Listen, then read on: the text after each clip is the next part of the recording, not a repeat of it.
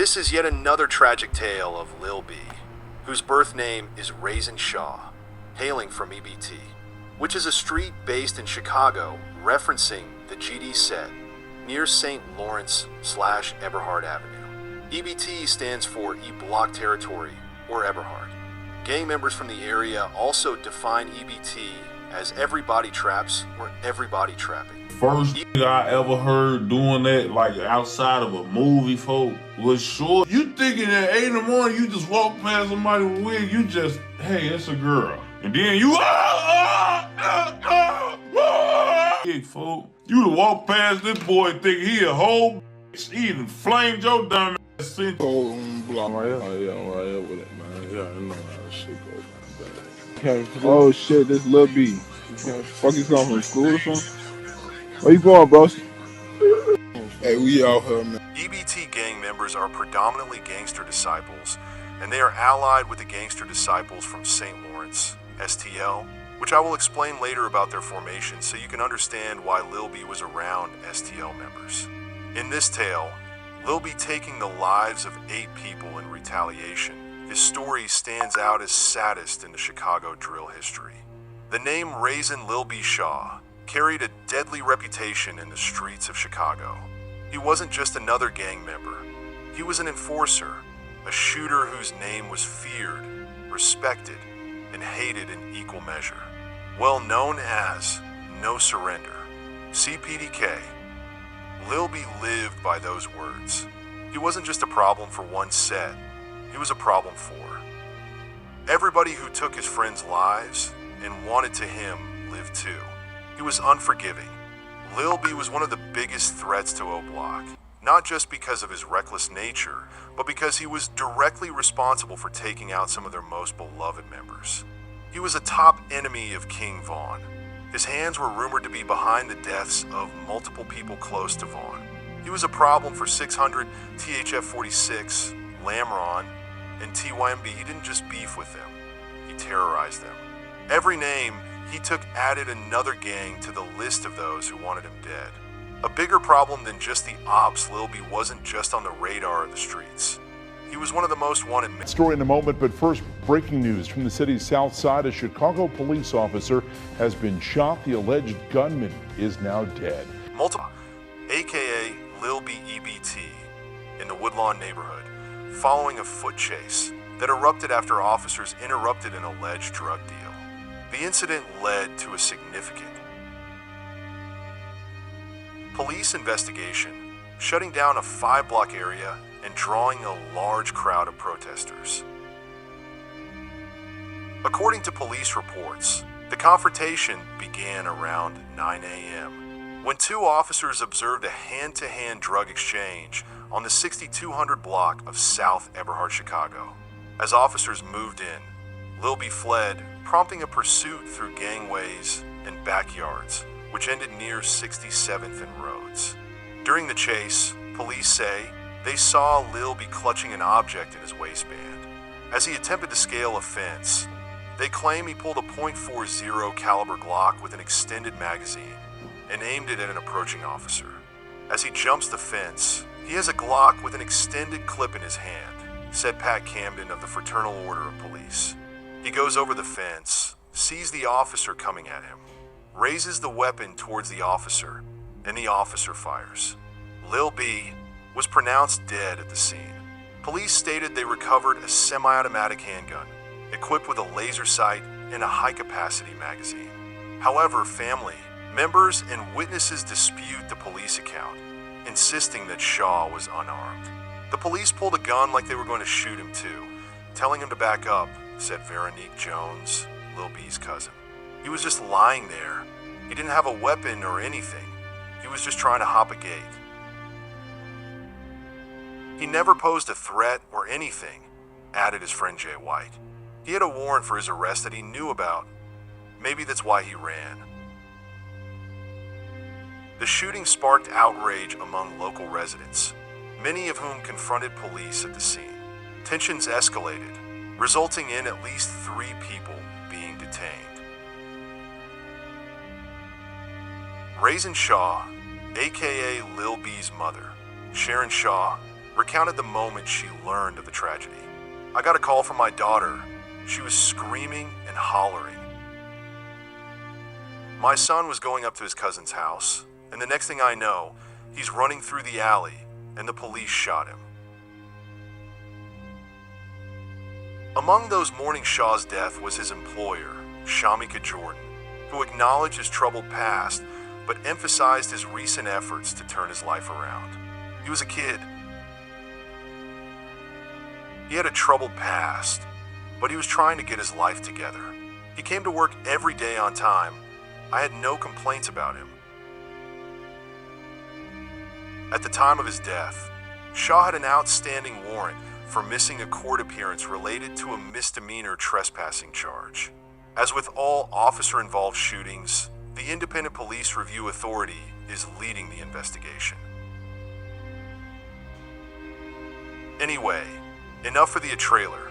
Now let's get into a real deep story of Raisin Shaw, aka Lil B.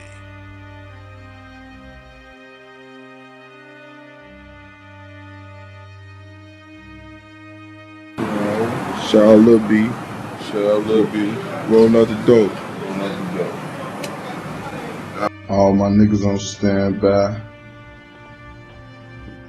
with them slapsticks, shorty. This shit don't stop.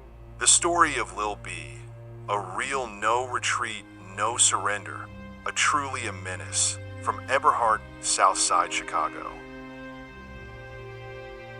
This story explained what it means to live by the gun and die by the gun.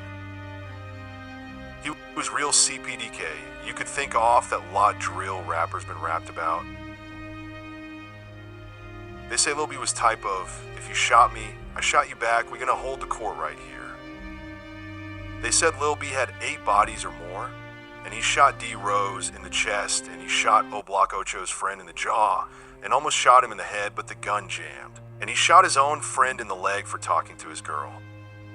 Born Raisin Lil B Shaw was a notorious killer from Chicago. He supposedly used to hide in trash bins and dress as a hobo to catch rivals lacking. He's confirmed to have killed Platoon, J Money, and Spence, and possibly 2 more. He would be fatally shot by CPD during a foot chase in 2014. He is also confirmed to have killed Jizzle. His main rivals were Oblock, 600, and TYMB. Lil B's teacher had this to say about Lil B EBT. "Hey, I'm educator here. My thoughts exactly. I work K, 12, and have seen many of my kids, elementary and secondary, with the same type of Instagram posts, guns, drugs, money. It's wild and sad. Raisin Lil B Shaw had 8 bodies, possibly more. He let others claim his work, that's why he's so low-key. He carried 63rd when Oblock and 600 was applying pressure. He was more dangerous, more like 051 Melly. King Von, rappers rapped about CPDK. Lil B would probably be around 14 times if he was alive as long as 051 Melly, King Von, and LMB Mad Max. These EBT ass niggas right here, man. Fuck them. Squad shit, bitch. I'm from STL, but I be posted on EBT, bitch. Hey, the realest back there. You already know free C-ball. Squad. STL EBT, most known to be around 63rd in St. Lawrence and 64th in Eberhard. The 2 sets formed an alliance when a high-ranking member from STL, also known as C-Ball, began to get close with EBT members. The 2 sets decided to form together. The set has many different cliques and subsets, as well like Tuka Gang, which was made to honor a deceased member of STL. They also have other cliques like FBG or Flyboy Gang, which is made of members like FBG Duck, aka Big Cloud, FBG Young, FBG Dutchy, FBG Butta, and many more. STL/EBT was called Boss City. STL and EBT merged to form STL EBT.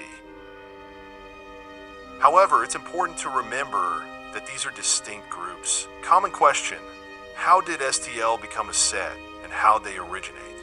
All know how Jero City Mob, Taekwon World, Brick Squad, Geo Drive, 757, etc., but how did STL really come about? A lot of the dudes we know have branched off from EBT, plus Dutchy, said STL wasn't actually formed until 2009 or 2010.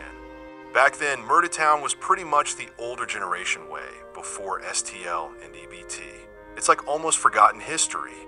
It was Murderville for them. There's an old pic of them in here, throwing rakes back in the day, but I'm not sure. EBT created, possibly early or mid-2000. I think I heard someone mention it was created back in 2006. It was called Boss City, and EBT was Murder Town. STL been with EBT.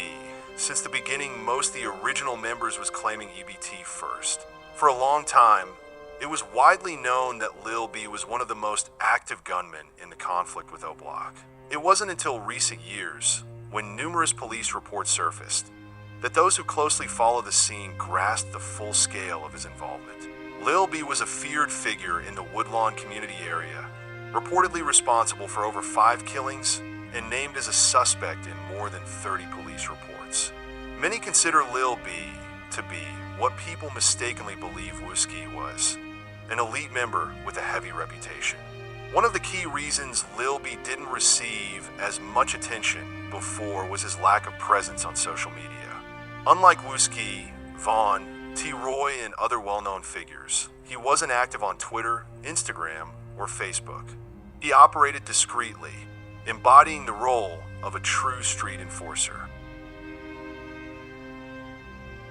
Raisin Shaw, widely recognized as Lil B, was born on January 7, 1994 in Chicago, Illinois. Contrary to popular belief, he didn't grow up in the STL/EBT areas, but rather in the Calumet buildings at 65th and Maryland, specifically at 6217 Maryland. This location held significant influence in Chicago's gang history, as it was positioned within TYMB/Draw City, near Parkway Gardens. The Calumet building, before being raided by the FBI, served as a key stronghold for the Black Disciples, BDs, housing many of the gang's leaders. Authorities eventually dismantled the building, arresting key figures in the BD hierarchy before demolishing it entirely. This notorious complex, also known as the Randolph Towers, was home to many prominent figures from different factions. Among them were Melly, Wu, and their father Jerome Golden, better known as Fido, a BD leader now serving time for a quadruple. While Fido wasn't Melly's biological father, he played a significant role in raising him. Other notable individuals who once resided in the Randolph Towers included Lil Reese, Varney, and Lil Rob from Lamron, Fredo from Front Street, Edi and Die from 600, and Do Wop from NLMB. Many infamous names associated with Chicago's gang landscape once called this place home, but after its demolition, most relocated across the city. Following the destruction of Randolph Towers, Lil B and his family moved to 64th and Ingleside, which is considered the heart of Draw City. Lil B's family background. Details about Lil B's family remain scarce. He had a younger brother, whose name remains undisclosed, and 2 sisters, Tiara and Dominique. An intriguing connection is that this Dominique is believed to be the same individual King Vaughn was associated with between 2012 and 2014. She was also close to Vaughn's sister, Kayla B, and allegedly attempted to set Vaughn up in November 2012, a situation that Vaughn referenced in his song, Big Homie featuring OMB Peasy, rapping. Word around town. I heard a dude put a hit on me, know I like bad he's, so the nigga put a BH on me. Meanwhile, Tiara maintained close ties with several known about Lil B's parents. His mother, Sharon, was a devoted parent who did her best to provide for her children despite the harsh environment they lived in. His father remains a mystery with no publicly available information. Even his name is unknown. Sources suggest that his father was not involved in street activities, which is why his background remains largely unexamined. Lil B had several relatives, primarily from TYMB/Draw City. For instance, he was cousins with Courtney and Corte Eyes, the 2 individuals rumored to be responsible for Tuka's death from STL/EBT. He was also related to Ty from 6'5" Young Money and Moneyman and Outlaw from TYMB.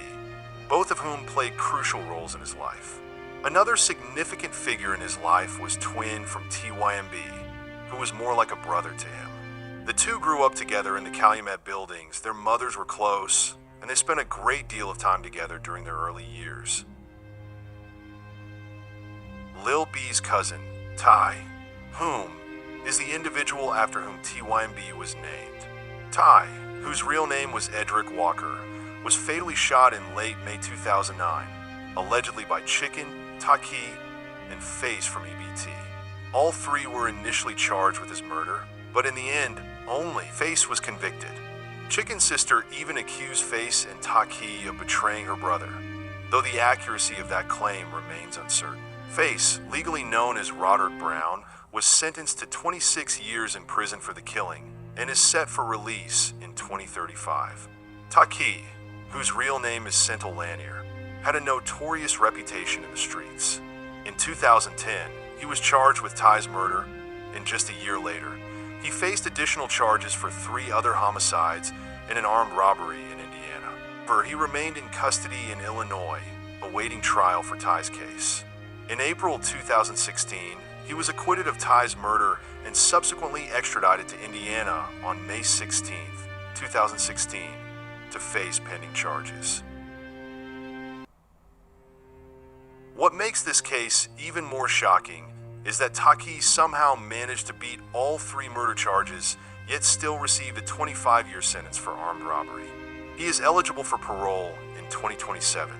This means he was cleared in 4 murder cases overall, raising the question of how many other killings he may have committed without being caught.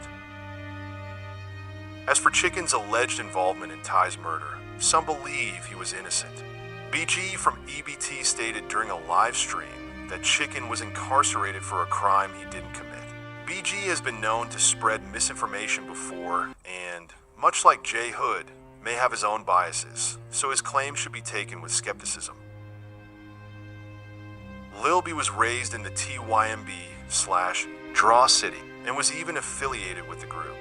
Like many other gangs, TYMB has a deep and complex history, functioning as an extension of Draw City, similar to how Taekwon World is connected to JRO City.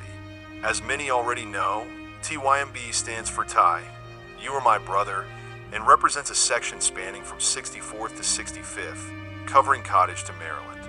The set includes members affiliated with BD, GD, and Stone.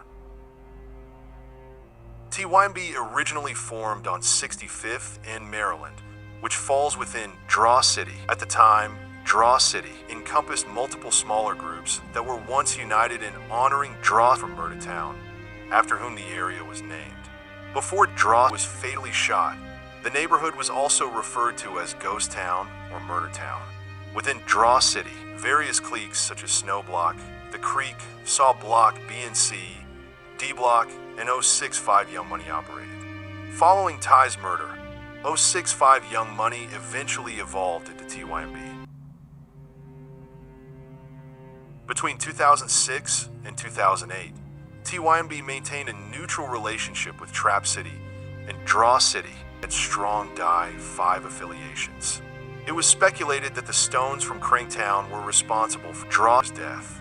There were also claims that Lil Les played a role in the killing, though the truth behind these rumors remains uncertain. Initially, Draw City functioned as a united alliance, but as violence escalated and new groups emerged, divisions began to form. Over time, smaller factions within Draw City started branching off, which led to the independent existence of groups like Saw Block, Mac Creek, TYMB, and Snow Block today. 051 Young Money was heavily influenced by Lil Wayne, even taking their name from him. Over time, Young Money became a well-known name in Chicago, with sets like 051YM and 800YM adopting it. Many people recognize that WISE is an abbreviation for Young Money, which is why artists like Lil Durk and King Von often drop WISE in their music videos, a direct mockery of all Young Money affiliated sets. OTF Lil Durk and Oblock King Von were not always dissing WISE on behalf of TYMB. If you look back 7 or 8 years, TYMB actually had good relationships with sets like THF 46, Lamron, Oblock 600, Mubu, they fell out with. Other sets they have relationships are Rock Creek, Dog Pound, Chris World, and 400 Murder Drive. Today, every one of those alliances has broken down due to various conflicts that escalated into wars or minor disputes. The fallout between THF-46 and TYMB initially started with subtle sneak disses between members. Tensions rose when rumors spread that some TYMB members had become friendly with 051 Young Money, who were known enemies of THF. This alliance made sense, as TYMB and 051 had strong family ties, and both were also closely connected to Mubu, thanks in large part to figures like Melly Crump, King Louie, and OG Kurt Mac, who was respected by both Young Money factions. What began as minor disrespect eventually led to serious confrontations, including shootings and robberies.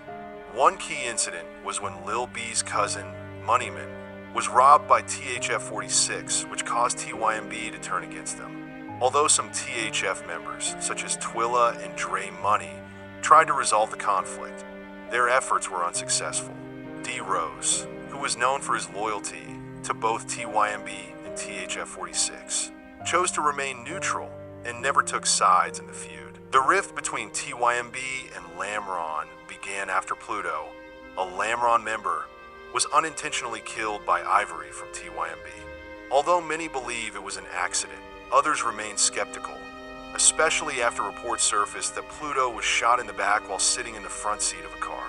Following his death, tensions escalated, leading both sides to exchange sneak disses.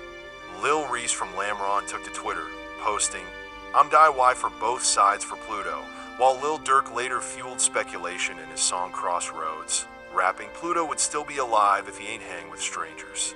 To many, this line implied that the shooting was deliberate rather than accidental.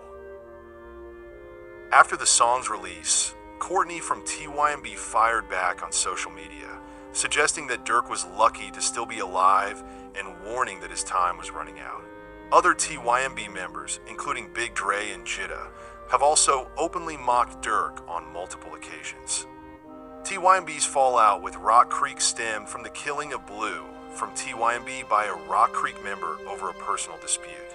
TYMB retaliated, and as a result, Rock Creek has since aligned itself with most of Draw City, except for TYMB. Meanwhile, the split between TYMB and 600/Oblock largely stemmed from their connections with THF-46 and Lamron. Many members of Oblock and 600 began dropping Ys as a sign of disrespect toward TYMB. In response, TYMB started saying FOD and referring to Obama as the real O. Not everyone within TYMB agreed with the feud. Lil B's cousin, Money Man, openly opposed the division, as he had a close friendship with Prince Dre and held him in high regard. Additionally, Dog Pound and 400 Murder Drive turned against TYMB following Pluto's murder. Mubu also severed ties with TYMB, not due to gang politics, but rather personal conflicts between Crump and certain TYMB members. Nothing particularly significant, but enough to prevent any future alliances. The legacy of Draw City and drill music. When discussing Draw City, it's impossible not to mention Pac-Man, a key figure in its history. Alongside King Louie, he played a pivotal role in shaping drill music. Many mistakenly credit Chief Keef as the pioneer of drill, but in reality, he was the artist who popularized it, spreading its influence across the United States and even Europe. In contrast, Pac-Man and King Louie, who often don't receive the recognition they deserve, are widely regarded as the true originators of drill. Pac-Man wasn't just a rapper. He was also a highly respected member of BNC/Snowblock, a faction within Draw City. Even his rivals acknowledged his influence after his passing. Tragically, on June 21, 2010, Larry Johnson, better known as Pac-Man, was shot in the abdomen in an alley near 6400 South Ingleside Avenue in the Woodlawn neighborhood. He was later pronounced dead at Northwestern Memorial Hospital at the age of 25. King Louie, another drill music pioneer, remains alive today, but had a near-death experience in late December 2015 when he was shot 7 times in the head, an attack allegedly carried out by Rome from THF-46. In an interview following the shooting, King Louis made a cryptic statement, saying, "The devil came and shot me." After that, members of THF-46 began referring to Rome as the devil himself. Lil B was originally part of TYMB and actively contributed to their activities. He was mentored by Kells, who taught him how to move strategically and carry out hits. By 2007-2008, Lil B had built a strong street reputation, frequently targeting and even engaging in a shootout with Scoot from Draw City against P5's brother Panky. He often rolled with Courtney, Manny, and Corte Eyes from TYMB, always present and ready for action. Lil B didn't stay with TYMB for long. After accidentally shooting himself while high, he was hospitalized and the police questioned him, believing he had been attacked. Soon after, TYMB member Manny was arrested, sparking rumors that Lil B snitched by claiming Manny supplied the weapon. He faced backlash, with some even alleging he was beaten. Though the snitching rumors were quickly disproven, Lil B had already decided to leave TYMB and join EBT. His transition made sense. His mother and sister lived in EBT territory, and he hadn't been deeply involved in their conflicts. Since EBT needed shooters and knew Lil B was active, they welcomed him. Despite switching sides, he remained BD and even claimed GDK. Gang alliances weren't strictly based on nation. Jero City, STL, and EBT all had BD members. Today, these distinctions matter even less.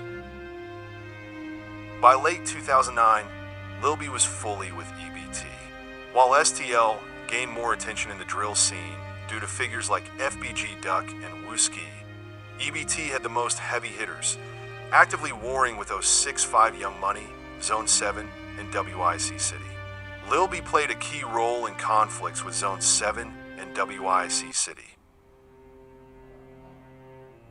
Before merging with STL, EBT was part of an alliance across the Eberhard blocks, 62nd, 72nd, similar to the old SKD coalition. The alliance faded, and EBT eventually aligned with STL while maintaining ties with Oblock, largely due to So IC. Before Lil B's rise, So IC was EBT's most feared figure, known for robberies, multiple shootings, and alleged involvement in the deaths of True, Zone 7 and Solo, TYMB. He was also tied to another major hit on Trap City/Zone 7, which we'll discuss later. He eventually left street life, moved out of Chicago, started a family, and now works construction. From 2007 to 2009, STL's main beef was with Young Money, while EBT clashed with WIC City and Zone 7. Seaball, STL's leader, strengthened ties with EBT, pulling STL into conflict with WIC City, which escalated into the well-known STL/EBT versus Oblock war. In the unfolding street saga, IC emerges as a pivotal character, not only as a central figure in EBT, but also as the sibling of Wee Wee and Chicken. Chicken, widely rumored to be one of the key perpetrators behind the on-screen demise of Ty from Oblock's faction. 65 Young Money plays a crucial role in this narrative. Meanwhile, Wee Wee's story takes a dark turn. He's currently serving a 38-year sentence for the on-camera murder of 14-year-old Lil Chris from TYMB in September 2010, a year after Lil B's dramatic entrance into EBT's storyline. The plot thickens with an informant twist. Either Jamo or Bohan from TYMB allegedly provided the authorities with a key testimony, revealing that Wee Wee and Lil Don were responsible for Lil Chris' murder. This revelation added a layer of motive, as Wee Wee was reportedly retaliating for being shot by Corte Eyes from TYMB just days prior. His conviction extends beyond the murder of Lil Chris, as he was also found guilty of the attempted murders of a 19-year-old and a 12-year-old linked to the same crime. His scheduled release date stands at 2048, marking a long chapter in this high-stakes crime drama. The tension escalates further, just 2 months after Lil Chris murder. So Icy allegedly orchestrated the fatal hit on Solo from TYMB, intensifying EBT's mounting pressure on their rivals. The cinematic conflict reaches a boiling point, with Lil B personally making his presence felt, engaging in drive-by shootings on TYMB's turf, retaliating against false snitching allegations spread about him. In a dramatic turn, TYMB struck back just a month after Solo's murder, allegedly assassinating Tuka from STL/EBT in what seemed like a major plot twist in the ongoing street war. Whispers in the underground suggest that WIC City may have also played a role in the hit, adding an element of mystery to an already volatile narrative. This chapter in the urban crime saga plays out like a raw, unfiltered documentary, filled with acts of vengeance, shifting alliances, and the ever-present theme of street justice, underscoring the relentless cycle of violence in Chicago's gangland. The South Side of Chicago, January 12, 2011, a pivotal moment in the city's gang war. The streets of Chicago's South Side were about to witness a moment that would alter the course of the ongoing gang conflict forever. The scene was set on a cold January afternoon, East 63rd Street, a bus stop in the 600 block. Standing there was Shondale Gregory Jr., better known in the streets as Tuka, a name that would soon become infamous. As fate would have it, TYMB was on the prowl, circling the area like predators on a hunt, searching for their next target. A dark-colored van crept through the frame, a harbinger of violence. Inside, armed figures, who exactly remains a subject of debate, scanned the street.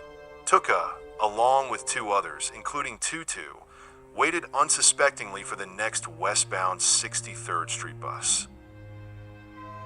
Then, the script took a lethal turn. The vehicle passed, doubling back as the tension mounted.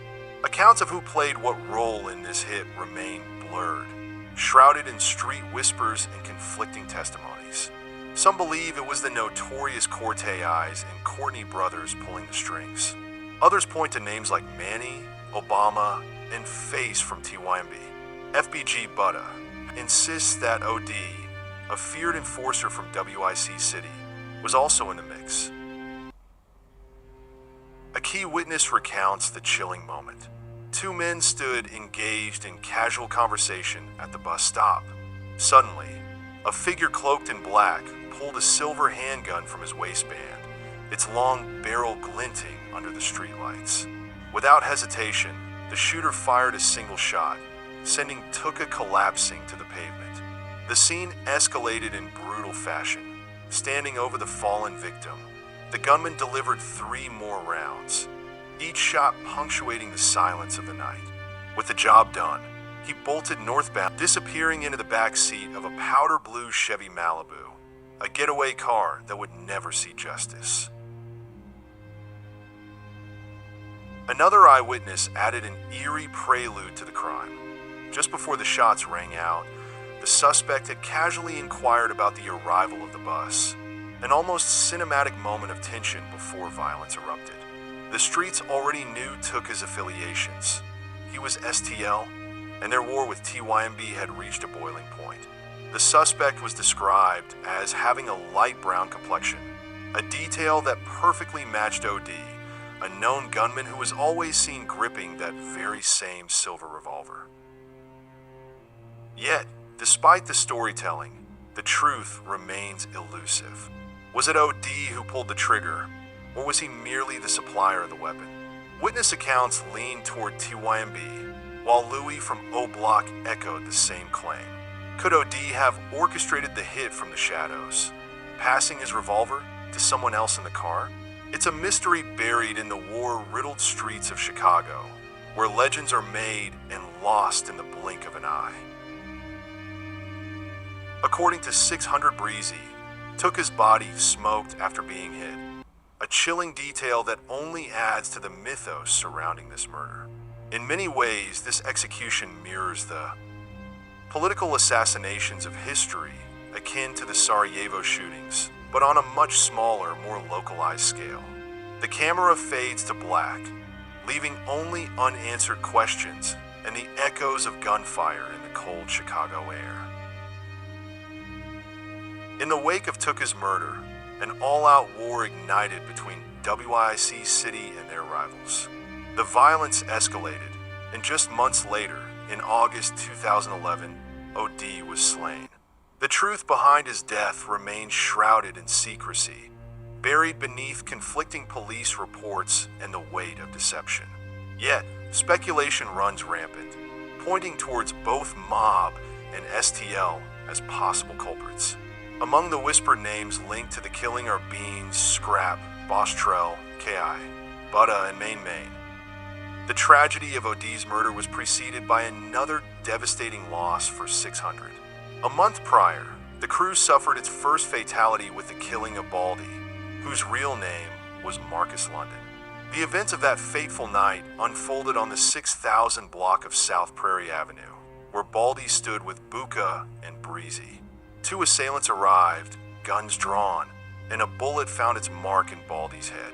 Breezy, positioned in front of Baldy, later recalled how one shot clipped his dreadlock, while Buka, in an attempt to fire back, accidentally wounded himself in the ankle. Tragically, Baldy was later pronounced dead at the hospital.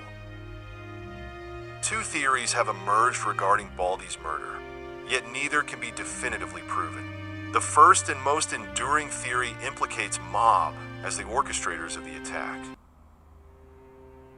According to widespread speculation, Domo and Clean from Mob were responsible for Baldy's death. 600 Breezy, an eyewitness to the murder, has long maintained that Baldy's killer is no longer alive, a statement he first made in 2014. Given that both Domo and Clean are still living, this casts doubt on their involvement. Domo is currently serving a life sentence for the murder of Pyro from 800, while Clean is serving a 16-year term for aggravated discharge of a firearm, with a parole opportunity in 2026. If Breezy's account is to be believed, then Domo and Clean can likely be ruled out. Other MOB members have also been suspected, including Scrap, Bebe, Mano, and Beans. In 2012, Andrilla from 051 fueled these suspicions with a tweet that read, "Shout out MOB for making it Baldy World." Further adding to the speculation, a 2014 tweet from CapFCK12 stated, "And you know for Baldy we will never stop. F Mob." Among the potential suspects, Scrap and Mano appear to be the most plausible. Scrap was notorious for mocking Baldy and his other victim, Lil Steve, in numerous tweets. He once wrote, "You better duck your taco like Baldy tried to, and they know Mob made Baldy World."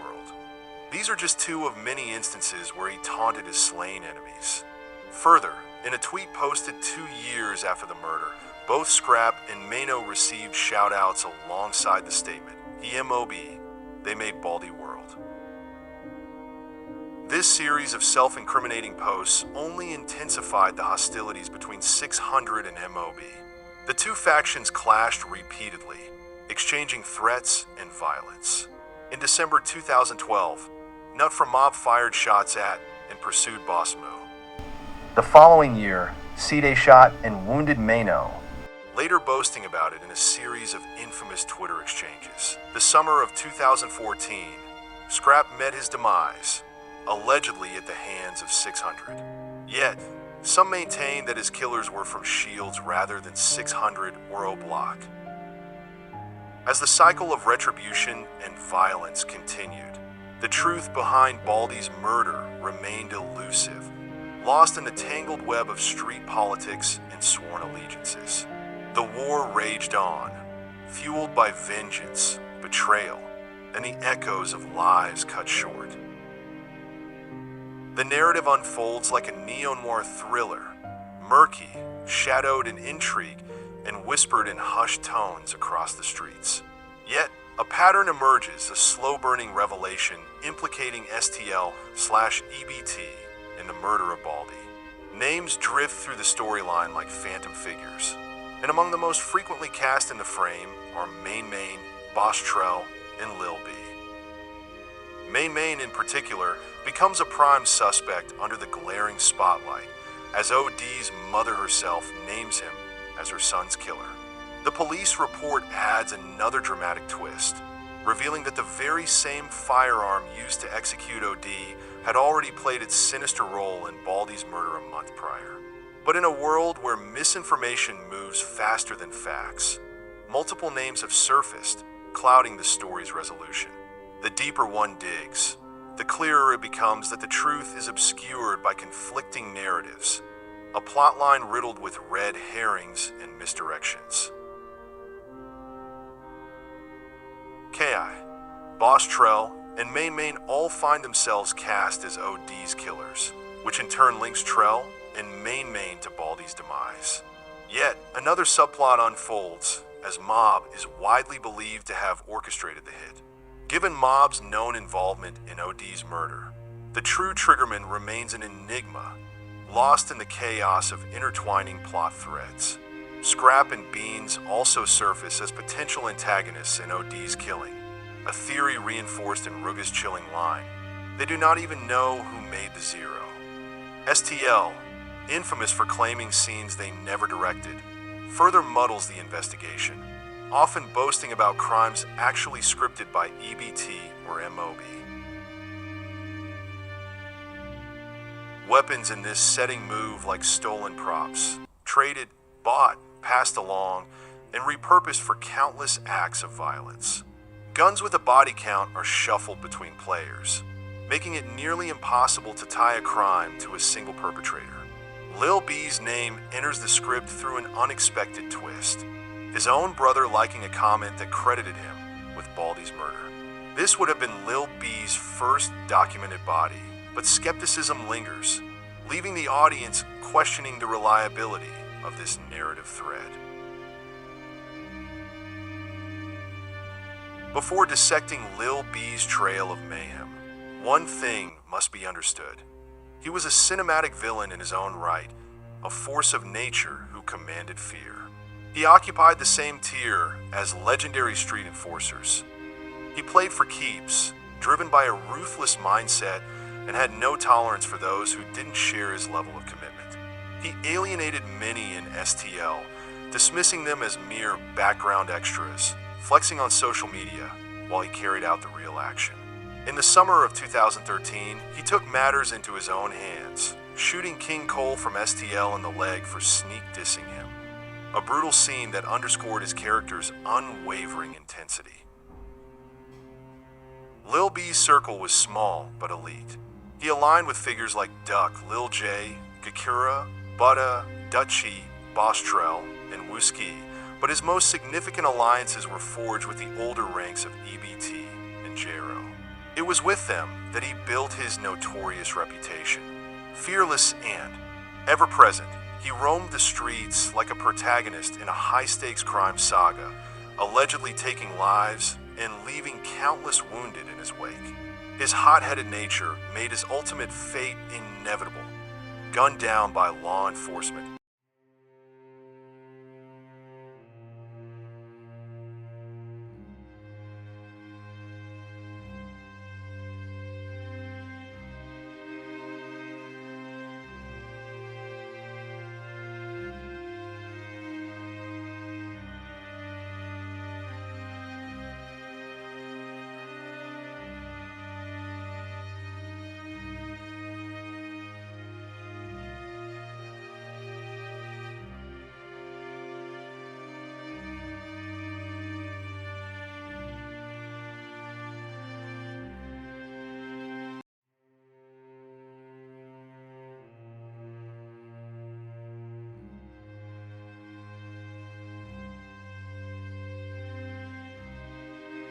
His final act playing out as expected.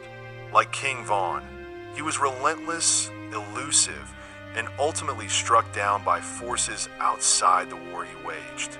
BG from EBT even acknowledged the parallel arcs of their lives. Two tragic antiheroes meeting their demise at the hands of those with no stake in their battle. Lil B held no loyalty beyond his own creed. He waged war against Oblock, 300, 600, TYMB, 400E, Murder Drive, Chris World, Trap City, and even his former gang. To them, he was the embodiment of terror. His criminal reads like an extensive rap sheet, tying him to 32 separate case reports. In 2011 alone, he was rumored to have claimed 4 lives, not even counting the speculation surrounding Baldy's murder. One narrative thread that remains open-ended. His story, a dark and unrelenting crime epic, continues to resonate like an urban legend. It is a tale of blood, betrayal, and legacy, a haunting saga that echoes through time, shrouded in fear, loyalty, and the inevitable specter of death. As the first documented homicide takes center stage in this chilling narrative, Lil B's name emerges in the official records, implicating him in the crime. On September 26, 2011, the stage was set for a deadly confrontation, an act of violence that would mark Lil B's alleged first kill. The sequence of events unfolded like a high-tension crime thriller. A verbal altercation erupted between 2 groups, escalating into a full-blown conflict. The victim, known as Jizzle, stood among one of the factions, his white t-shirt making him a distinguishable figure in the unfolding drama. Then, the gunfire erupted, shattering the tense silence. The witnesses described the chaotic shootout as both groups exchanged fire in the dimly lit streets. One bystander recalled seeing a shadowy figure in a black hoodie, an ominous presence amidst the chaos. As the gunfire subsided, both groups scattered in different directions, leaving behind a crime scene drenched in blood and bullet casings. Jizzle, whose real name was Carl Spencer, made a desperate attempt to escape but collapsed at 6031 South King Drive. He suffered multiple gunshot wounds, one to the left side of his head, others puncturing his right shoulder, abdomen, and lower torso. Rushed to Stroger Hospital, he was pronounced dead on arrival, marking the tragic climax of this deadly episode. Investigators combed the scene, collecting crucial forensic evidence. .45 caliber casings lined the sidewalk while 9mm shell casings were strewn across the parkway and street, sketching out a ballistic timeline of the deadly engagement. The story took another dark turn when detectives interviewed Jizzle's mother, who provided crucial insight. She recounted how the rumor mill of the streets had quickly implicated Raisin, Lil B Shaw as the triggerman working in tandem with Tutu. The duo allegedly fled the city immediately after the shooting, fearing potential informants. Over the years, she continued to hear whispers of their involvement. The plot thickened further when she later learned Tutu had been gunned down just 2 months after her son, and Lil B met his fate in a police-involved shooting in March 2014. Jizzle, a respected figure within Squirt Town, closely affiliated with Brick City and 600, was no stranger to the streets. In an ironic twist of gangland allegiances, Jizzle, a GD from a BD set, was allegedly slain by a BD from a GD set, highlighting the fractured loyalties that define the underworld. Fast forward to December 22nd, 2017, when another twist unraveled in this ongoing crime drama. Kean Vance, known on the streets as Skinny from Jero City, was arrested and charged with aggravated battery with a firearm after recklessly opening fire on a school bus, injuring a 28-year-old man and a 14-year-old boy, neither of whom were intended targets. Facing a severe sentence, Skinny sought a plea deal, offering to lift the veil on a long, unsolved murder in exchange for leniency. A high-stakes interrogation, Skinny revealed that he was an eyewitness to the 2011 murder of Jizzle. His testimony played out like a scene from a noir thriller. He had been walking with Lil B, Tutu, Lil Daryl, and Jaja, all affiliated with Jero City, except for Lil B. As they roamed the streets, Their fates intertwined with their longtime rival, CJ, also known as Jizzle, a member of the 600 faction of Squirt City. According to Skinny's testimony, Lil B and Tutu, both armed, locked eyes on their target. Jizzle realized the imminent threat and turned to flee, triggering a chase. Shots rang out as Lil B and Tutu pursued him down Vernon Avenue.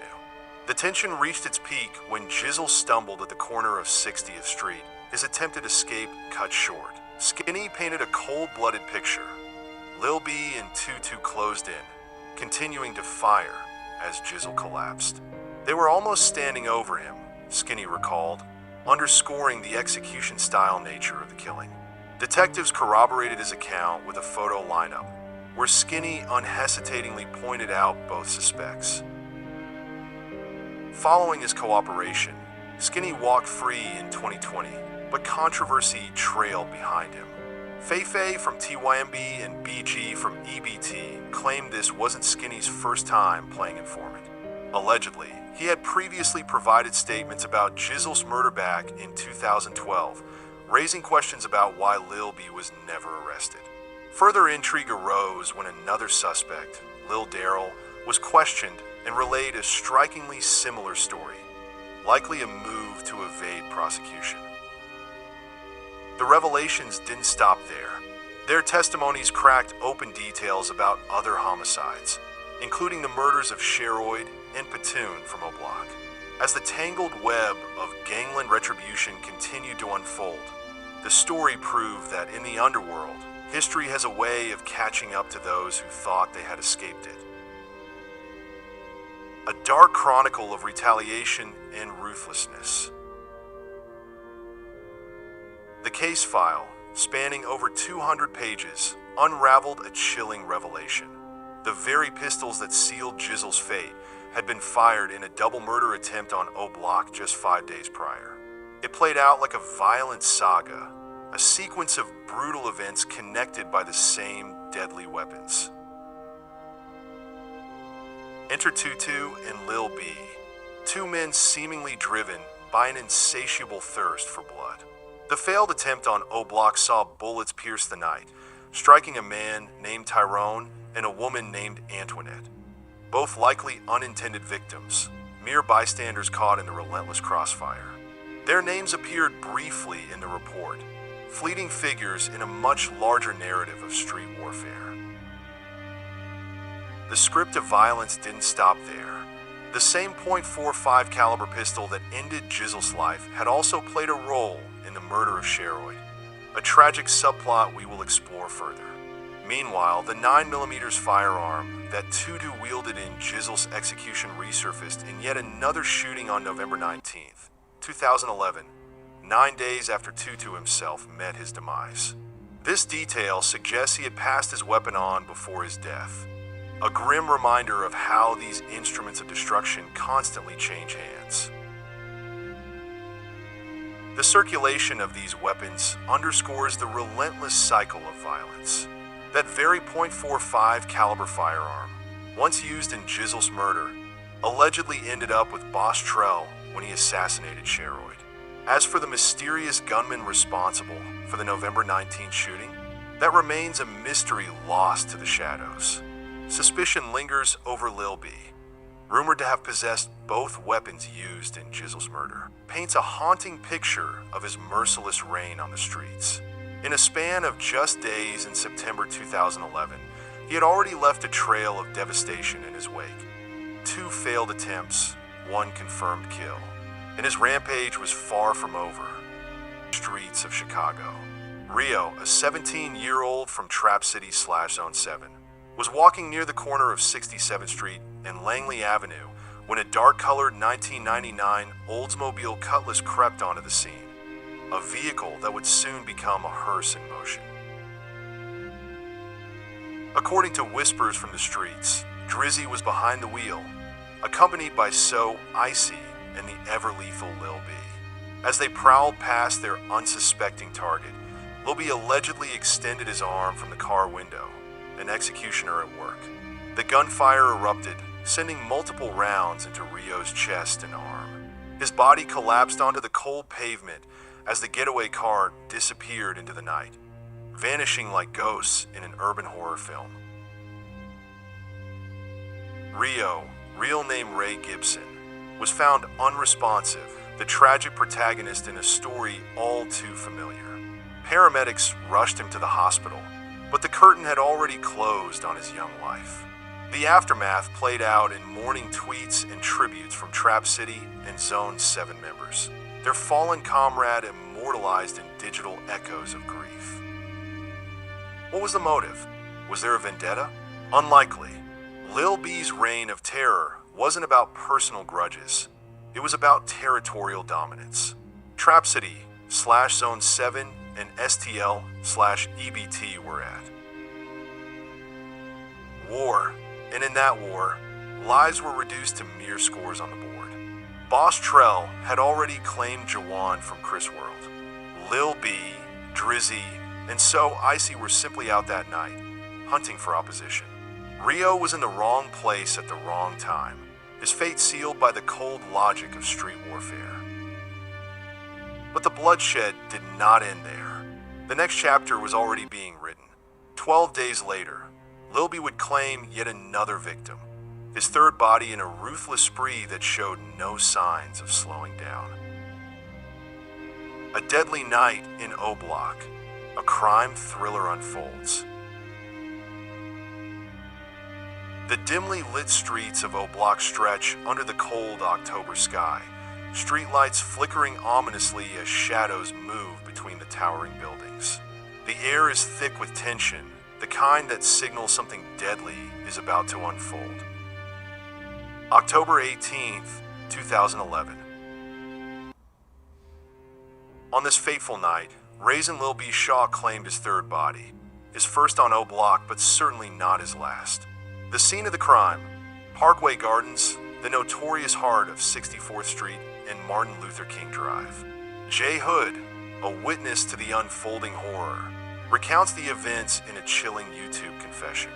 He and his crew, Oogie, T-Slick, Boss Money, and Patoon, were posted up on the block, the same way they always were when the first gunshots shattered the night silence. Cut to Jay Hood, midway up a flight of stairs, suddenly stopping as the echoes of gunfire ricochet through the concrete maze of Parkway Gardens. Instinct kicks in. He sprints to a window, heart pounding, and peers outside. Two gunmen emerge from the shadows, their weapons spitting fire as bullets tear through the air. Chaos erupts. The camera moves in slow motion as Oogie, just 15, and Patoon, 20, collapse under the relentless gunfire. Hood watches in horror as one of the shooters stands over Oogie, coldly delivering the final shots. The aftermath. The police report paints a grim picture.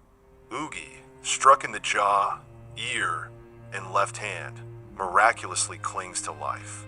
But Patoon isn't as lucky. The report details multiple gunshot wounds, head, arms, hip, wrist, and chest. He was found lying lifeless on the pavement. The crime scene painted with blood under the red and blue flicker of sirens. The bigger picture. This wasn't a random act of violence. It was a piece of a much larger, deadly puzzle. The earlier police report on the murder of Jizzle contains damning evidence, linking Lil B not only to Jizzle's killing, but to the execution of Patoon. In a sworn statement, Lil Daryl confirms what the streets already knew. Lil B was the triggerman in Patoon's murder. The police report cements him as the prime suspect, further supported by ballistics evidence. The same 9mm handgun used to kill Patoon had been fired in at least 4 other shootings, all possibly orchestrated by Lil B. But who was the second shooter? That remains the unanswered question. Jump cut to 2020. The case is closed. The police, confident in their findings, informed Patoon's family that one of the shooters, Lil B, was fatally gunned down by authorities in 2014. The other suspect, incarcerated for an unrelated murder that took place in October 2013. A name resurfaces, Beans from MOB, also known as Booga, emerges as the likely accomplice. The streets whisper the same name. King Von himself once tweeted cryptic messages that tied Mob to the killing. Even Prince Dre's tweet, RIP Platoon, F Mob, seemed to confirm what the police had suspected all along. A gun, the murder weapon, a single 9mm piece of metal, passing through multiple crime scenes, leaving a bloody trail that tells a story no one can deny. On the streets of Oblock, a neighborhood steeped in history, blood, and loyalty. Platoon was not just a name whispered in the alleys. He was a legend, an integral part of the very fabric of Oblock. His name echoed through the lyrics of Chicago's most infamous drill artists, King Von, Boss Top, and Chief Keef. One track in particular, Where I'm From, a standout from King Von's posthumous album, What It Means to Be King, paints a vivid portrait of JR, also known as Platoon. In the song's gripping verses, Von pays homage to Platoon as one of the key figures of WIC City, recounting the night of his tragic demise. He and J Money were inside when the fatal shots rang out, and when the smoke cleared, Platoon was gone.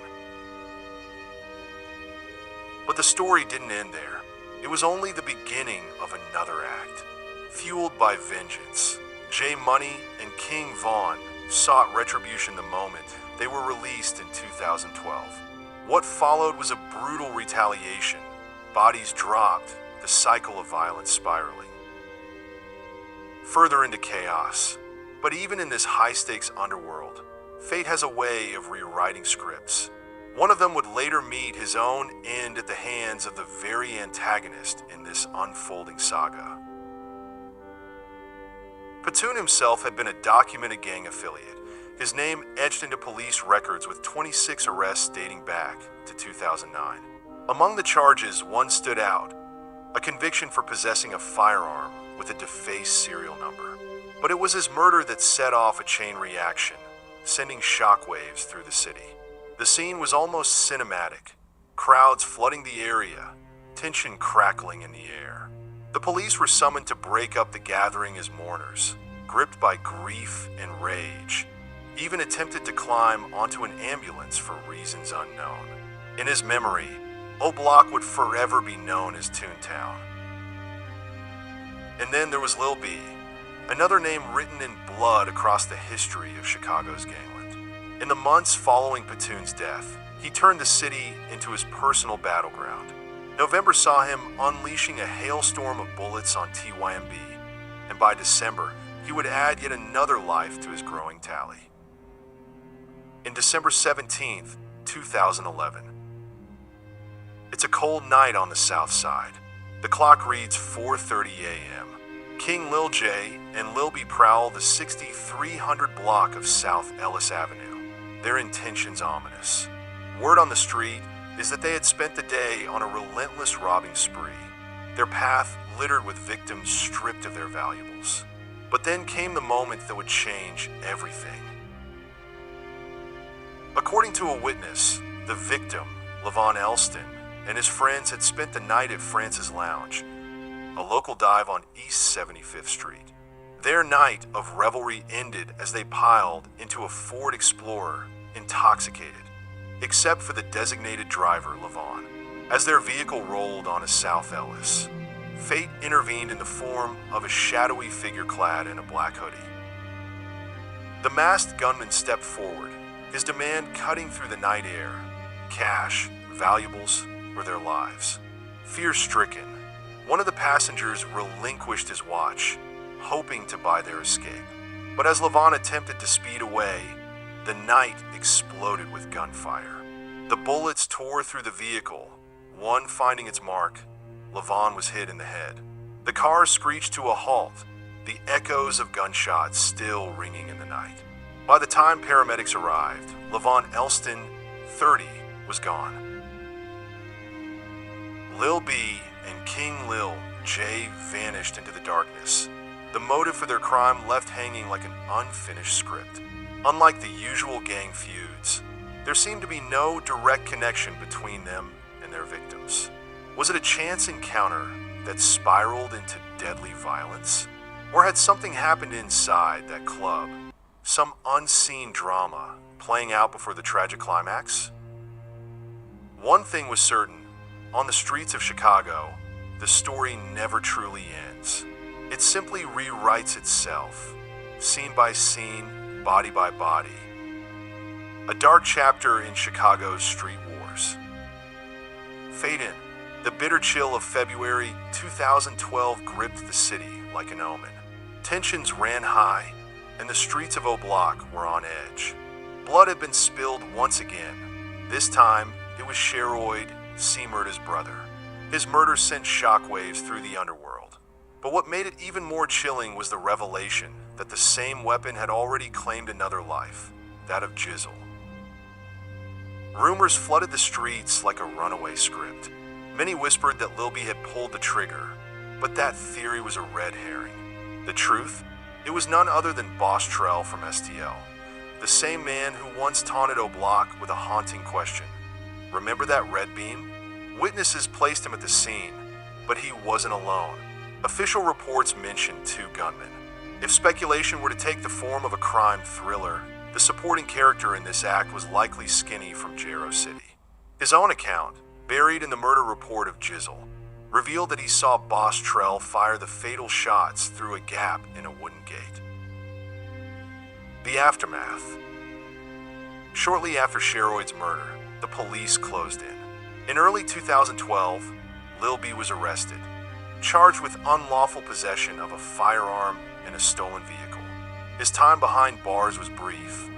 By the summer, he was back on the streets, ready for the next chapter of his story. But Lil B wasn't just another name in the system. Over 30 investigations had his name scrawled across them. Stolen cars, armed confrontations, shootings, attempted homicides. The list went on. One chilling scene stood out: March 1st, 2014. A heated argument escalated when Lil B allegedly brandished a silver revolver at a young woman. "You really want to do this?" he asked, his voice laced with menace. She managed to escape, but the tension of that moment lingered like an unresolved plot thread. By December 2013, Lil B's notoriety had grown. He and Side from Jero City were taken in for carjacking, another scene in his expanding criminal saga. But his past wasn't through with him. Rewind to November 2012.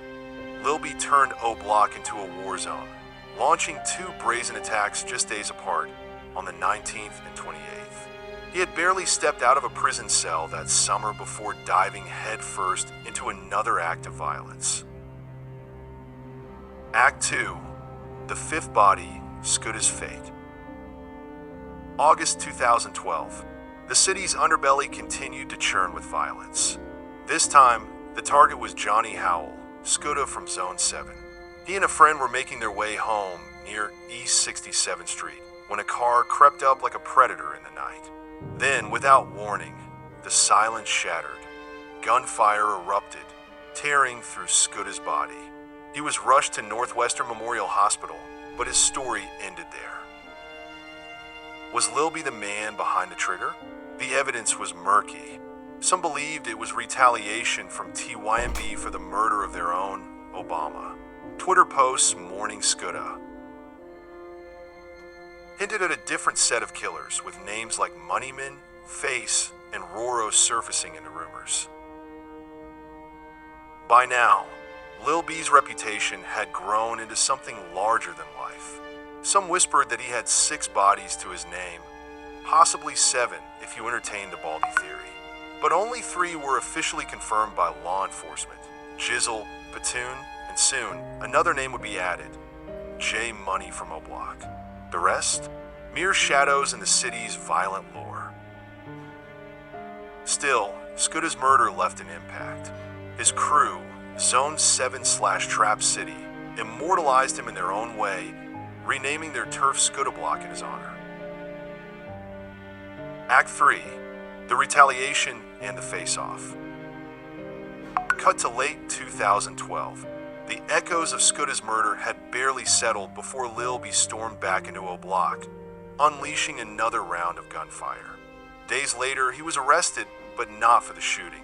A routine patrol spotted him lurking in an alley near 6430S Eberhard. The moment their eyes locked, he bolted. The chase was short-lived. Once again, he found himself behind bars, this time for a parole violation. By August 2013, another arrest, this time for trespassing. It was a charge that many of his peers wore like a badge of honor, a minor inconvenience in the grand scheme of their street exploits. But before the timeline moved forward, another crucial chapter needed to be told. The murder of P5, also known as King Crack. Act 4. The murder that led to J Money's demise. October 30th, 2012. P5 thought he was meeting a buyer for a drug deal. At least, that's how the rumor played out. According to the incident report, he was simply on a coffee run. Either way, what awaited him wasn't business. It was an ambush. As he turned a corner, he saw them. King Von, J Money, Big A, L.A. Capone, and Manny from 600. The moment recognition set in, he ran. But escape wasn't in the script that day. J Money caught up with him and fired. P5 hit the ground, but the execution wasn't over. The gang closed in, unleashing a brutal hail of bullets, 6 to the face, 9 to the body. By the time the paramedics arrived, the scene was gruesome beyond recognition. For Lil B, this wasn't just another name in a long list of fallen soldiers. P5 was family. They had history, a deep bond despite past disputes. And when revenge came knocking, it wouldn't wait long. September 2013, 3 days before P5's birthday, Lil B's sights were set on Oblock once. Final scene, the blood-soaked streets await. As the camera pans out, the streets of Chicago remain a battlefield, the cycle of vengeance spinning endlessly. Lil B, a shadowy figure in the city's grim underworld, continued to carve his name into its violent legacy. The question wasn't if another chapter would unfold. It was only a matter of when. The fall of J Money. September 2nd, 2013. The city was restless, the streets thick with tension. Lil B was about to seal his legacy with one final, ruthless act. To borrow the words of Lil Twan from Taekwon World, he was about to deliver P5 the best birthday gift, the assassination of J Money, a high-ranking figure from Oblock. For years, speculation ran wild. Some whispered that a woman had set J Money up, luring him into the line of fire. Others believed that KI had been alongside Lil B, pulling the trigger in unison. But strip away the myths, the hearsay, and the street legends. Only one truth remained. Lil B was the sole executioner that day. Some voices from Oblock, including Mona, claimed that J Money was with a girl named Smokey when he was taken out. But the official reports told a different story. Much of the crucial evidence was redacted, buried under thick black lines to shield witnesses. Yet, enough details surfaced to reconstruct the moment of impact. The setup. That day, J Money wasn't alone. He was riding with Prince Dre and E-Dog, headed to the 6600 block of South Rhodes Avenue for what seemed like an ordinary chore, doing laundry. But unknown to them, a hunter was already circling his prey. Lil B was in another car, lying low, unseen. He wasn't alone. There was a driver, but their identity remains a mystery. As the two vehicles passed each other in traffic, Lil B lifted his head ever so slightly, just enough to confirm his target. It was him. What followed was a calculated pursuit. The car carrying Lil B tailed J Money's vehicle with precision, tracking every turn, every stop. Then at 66th and Rhodes, Lil B made his move. He was dropped off near an alley, vanishing into the shadows of a gangway. From his concealed position, He gripped his 9mm Luger, the cold steel in his hands ready to spill blood. The execution, J Money, unaware of the danger lurking, was in the middle of loading his laundry into the car. E-Dog stood nearby. Prince Dre was inside the vehicle. The moment was routine, but then gunfire erupted. Lil B emerged, his weapon barking through the air. Instinct kicked and J Money ran. But Lil B was on his heels, relentless, his shots slicing through the wind. One bullet caught J Money in the lower body, taking his legs out from under him. He hit the pavement hard, but refused to stay down. He staggered back to his feet, desperate to escape, sprinting toward the alley. But Lil B was closing in. Another barrage of shots rang out. J Money's body jerked as rounds tore through his chest. One bullet exited through his mouth. Another drilled straight into his forehead. He collapsed as run had ended. The legends would later claim he was stood over and shot 4 times in the grill, a mockery made infamous by Wooskie's track computers. But the crime scene reports painted a different picture. There was no point-blank execution, only a calculated takedown, precise and lethal. The aftermath. By the time paramedics arrived, Jerome J. Moneywood, 21, was already gone. His body sprawled lifeless on the pavement. As the chaos unfolded, E-Dog wasted no time. He jumped into the driver's seat, gunned the engine, and fled with Prince Dre. Their names weren't explicitly listed in the police documents, but cross-referencing birth dates, descriptions, and, most tellingly, Prince Dre's own admission in a song confirmed their presence.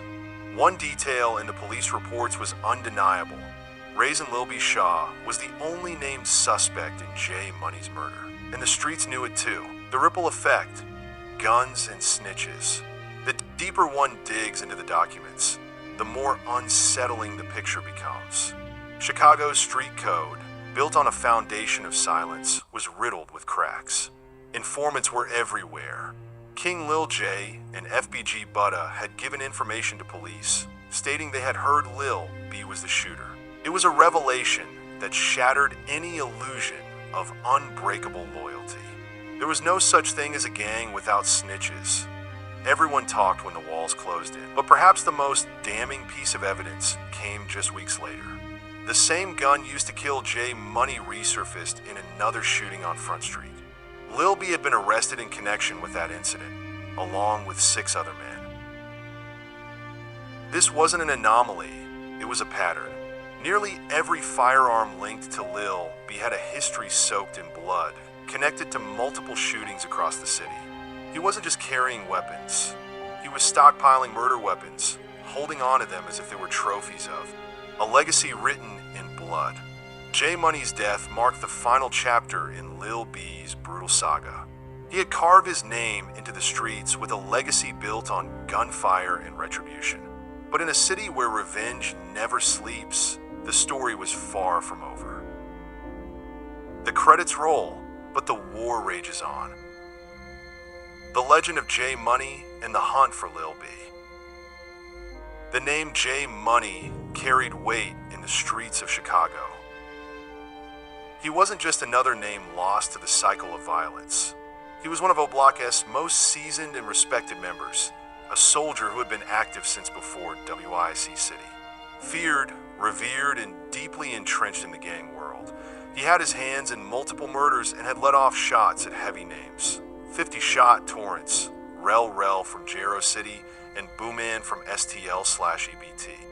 After his death, Oblock immortalized him, renaming themselves Munna Gang, OBMG, in his honor. His influence still echoes in the streets today, with members like Munna Duke and Ocho Munna carrying his name as a badge of allegiance. But J Money's murder didn't just leave a void, it lit a fire. Lil B had made himself public enemy number 1 for nearly every set aligned with Oblock. Lamron, THF 46, 600, and Oblock were all out for blood. And when King Von came home, Lil B was at the top of his hit list. But here's the thing about Lil B, he was untouchable. He moved with surgical precision, never staying in one place long enough to get caught slipping. He was either out lurking, deep in traffic, or holed up in apartments. Always alert, always ahead of the game. And in the streets, if you're not one step ahead, you're already one step behind. And that's how the story ends. The ghost in the streets. Lil B wasn't just feared. He was a walking nightmare for anyone who had crossed him. He allegedly shot D, Rose in the stomach. He went after moneymen from TYMB. He nearly got Di, catching him riding with Cray Cray, but Di's mom saved him at the last second, threatening to call the police. He pressed Ocho Mono with a gun barrel to his head, but the gun jammed, a moment that likely saved Ocho's life. And then there were the urban legends. Some said Lil B had a signature move, hiding in trash cans, waiting for the perfect moment to pop out and start blasting on his target. Whether true or not, it only fueled the myth of his relentless, fearless nature. But every story has an ending. The beginning of the end, 2014 by 2014, the pressure was closing in from all sides. The streets wanted Lil B gone. The police wanted him locked away forever. He had no safe spaces left. March 29th would be his last day. But just a week before his death, Lil B had one final act of terror. In an insane display of accuracy, he allegedly pulled off a triple shooting, hitting 3 Tay-Town members. The names of the victims? Unknown, but all 3 survived. What made this even more mind-blowing was that this was before switches became common. Lil B didn't need one. His trigger finger was lethal on its own. But for all the chaos he caused, Lil B never bragged. Unlike others who chase clout, flashing guns on social media, and dropping diss tracks, Lil B kept his work off the internet. His name was whispered in fear, not tweeted for likes. In that way, he was more like No Limit Mad Max, a silent executioner whose reputation spoke for itself. Others did it for attention. Lil B did it for the streets. Locked up but never caught despite being linked to 3 murders in police reports, Lil B was never charged with a single one. Instead, he rotated in and out of county jail on minor charges. When locked up, he clashed with the best of them, T. Roy, Trey 5, TYMB members like Deontay. His rivalry with Trey 5 was like King Von versus Wooski, 2 top members from opposing sides, always circling but never quite catching each other in the open. Lil B had a hit list, and Trey 5 and T. Roy were right at the top. One more thing about Lil B, he never sold drugs. In a city where hustling and gangbanging often went hand in hand, Lil B was different. He didn't care about making money. He wasn't about the business. He was about the bloodshed. And on March 29th, 2014, his story ended the same way he lived it, with gunfire. Final chapter. The last stand of Lil B, March 29th, 2014. The streets of Woodlawn bore witness to the final act in Lil B's turbulent saga. It was a day like any other in the 6200 block of South Rhodes Avenue, until sirens filled the air and bullets cut through the silence. Lil B, a name feared and respected in equal measure, was gunned down by police in a dramatic and highly controversial shooting. The official story? Justified use of force. According to the authorities, it all began with a suspected drug transaction. The moment officers moved in, Lil B took off running. He knew the game all too well. When the law closes in, you move first. The chase and the final standoff as officers pursued. He darted through the gangway between 2 buildings, his every step a desperate attempt to escape. But there was no way out. The police had him cornered. That's when, according to official reports, Lil B made his final move. They say he pulled out a .40 caliber Glock with an extended magazine and a laser sight. They say he aimed it at the officers. They opened fire. A hailstorm of bullets ripped through his body, striking him multiple times. He collapsed in the gangway, bleeding out onto the pavement that had been his battlefield for years. By the time paramedics arrived, Raisin Lil B Shaw was already gone. Conflicting stories and street outrage. But was it really a justified shooting? Not everyone believed the police's version of events. Witnesses painted a very different picture. He never posed a threat or anything, said his friend Jay. He was just trying to hop a gate, claimed his cousin Veronique. His mother, Sharon Shaw, recounted the heartbreaking phone call from her daughter. She was screaming and hollering. My son was just going up to his cousin's house, and the next thing I know, he's running through the alley and the police shot him. What made the incident even more explosive was Lil B's employer stepping forward. She had been working closely with him, helping him turn his life around. He was a kid. He had a troubled past, but he was trying to get his life together. He had started working, came to work every day on time. I had no complaints about him, said Shamika, his boss. The streets erupted in fury. A large crowd gathered, their anger boiling over. They saw this as another case of an unarmed black man being executed by the system. The tension between the community and law enforcement reached a breaking point, and at least 3 people were arrested in the heated aftermath. The investigation and the aftermath. Despite the outrage, the Independent Police Review Authority launched an investigation into the shooting. But as expected, the review cleared the officers of any wrongdoing. The official conclusion? Justified. Lil B's story had come to an end, but his name would live on. In death, he became another controversial figure in the long history of police violence in Chicago. To some, a dangerous criminal who met his fate. To others, another young man whose life was cut short under questionable circumstances. Whatever side of the story you believe, one thing is undeniable. Lil B lived and died by the streets. And on March 29th, 2014, those streets claimed him for the last time.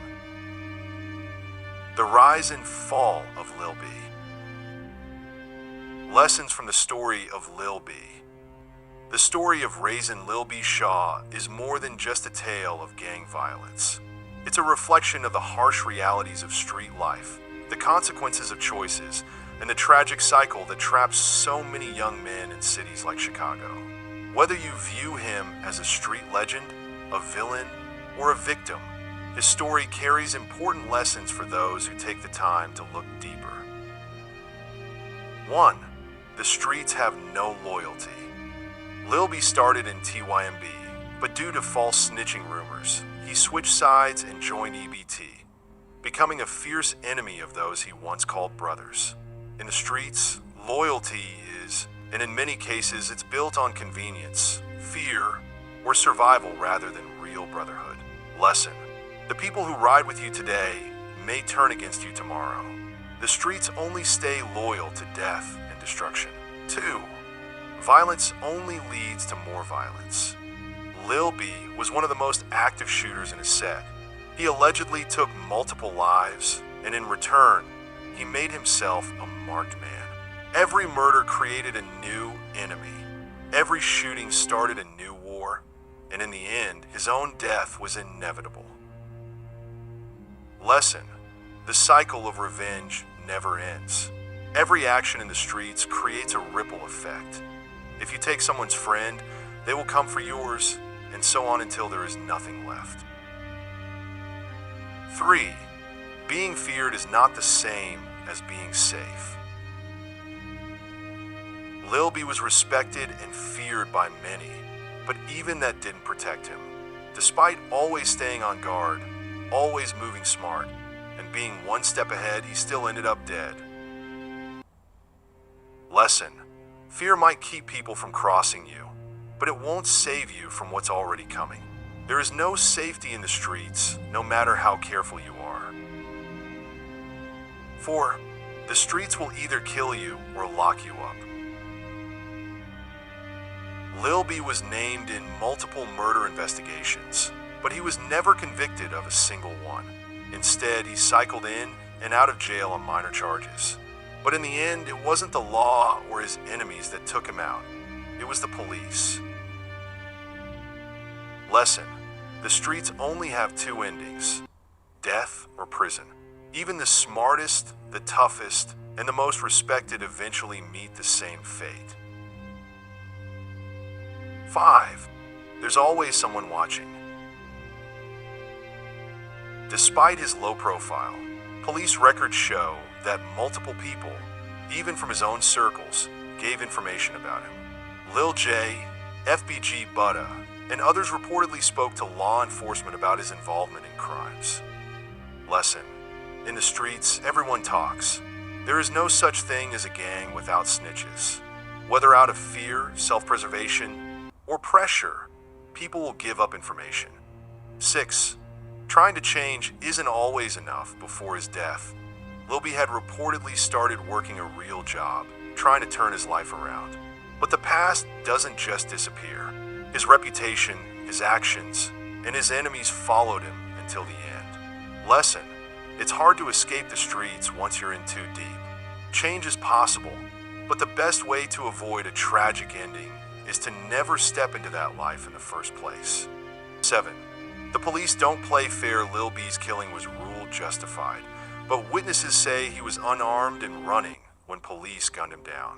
Whether or not he actually pulled a weapon, his death reflected a pattern of aggressive policing in Chicago's toughest neighborhoods.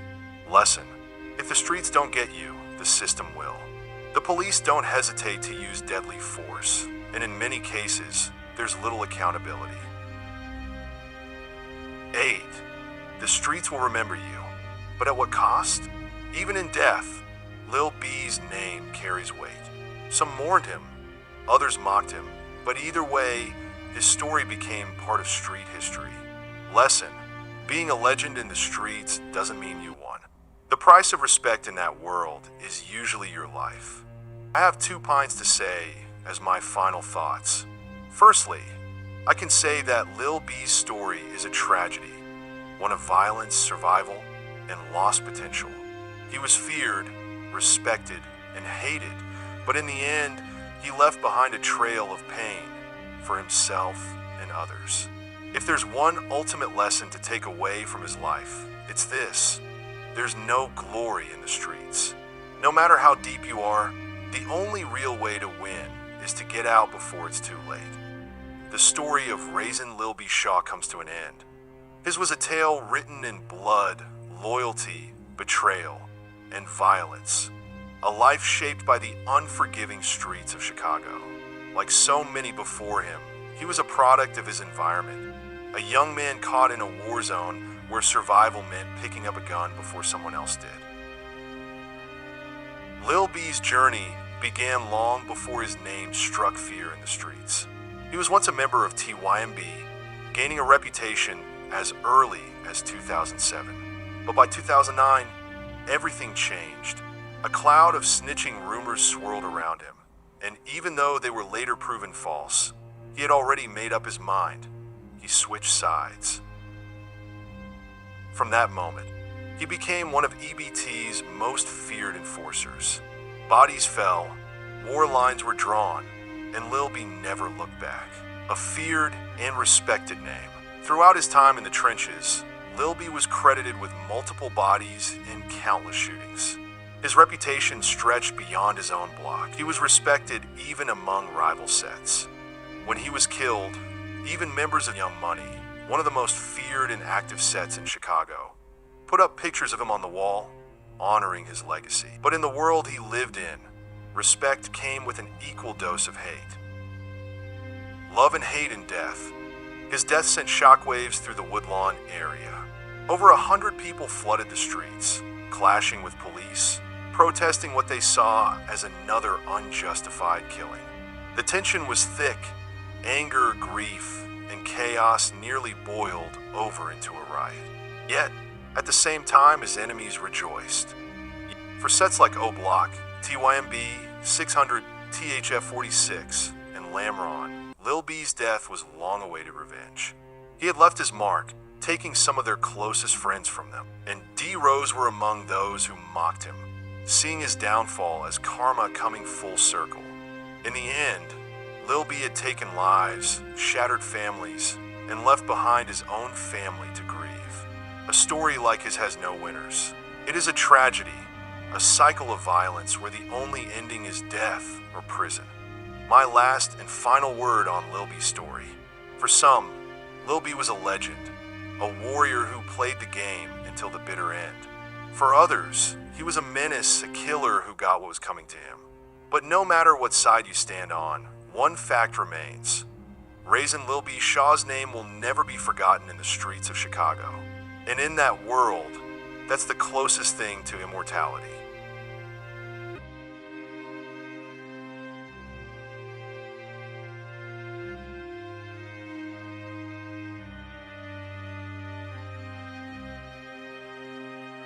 But before we finish the video, I would like to say most of these kids were good kids, but due to bad upbringings, bad decision, just like some kids do, the influence of gang violence led them lose their lives and leave big scars and pains in their parents' hearts. Poverty and surroundings, so they became products of their environment. Rest in peace to all the fallen on both sides. My condolences to all parents who lost the fallen soldiers in the trenches of Chicago and across America. God bless America. There have been many incidents where members of single family get killed or get wiped out due to gang violence. Examples, T. Roy, whose real name is James Johnson, and his two brothers, one older and one younger Slutty, and HK in Parkway Garden aka Oblock. Other members are FBG Duck and his older brothers, like FBG Brick and his cousin. Shoulda Shells lost all his brothers, King Scooby Soldier to the street. Shoulda Shells, whose name is Cedrin Doles, lost his mom at age of 12 and his father at 14, or vice versa. Ended up being raised by Black Mob Gang over East Chicago, Maniac Stone Hood on 74. Similar to KTS Vaughn, KTS Dre, and their father Big Vinny aka the Don himself. Lost their lives to the street. Father and his two children lost their lives on a gruesome way. It seems like there is no winner in the street. Lil Durk decided to become Muslim now. Rapper Richway Tilla preaching peace on West Side Chicago too, after losing his beloved daughter Pink Adam to McDonald drive-by. FYBJ main preach peace now too.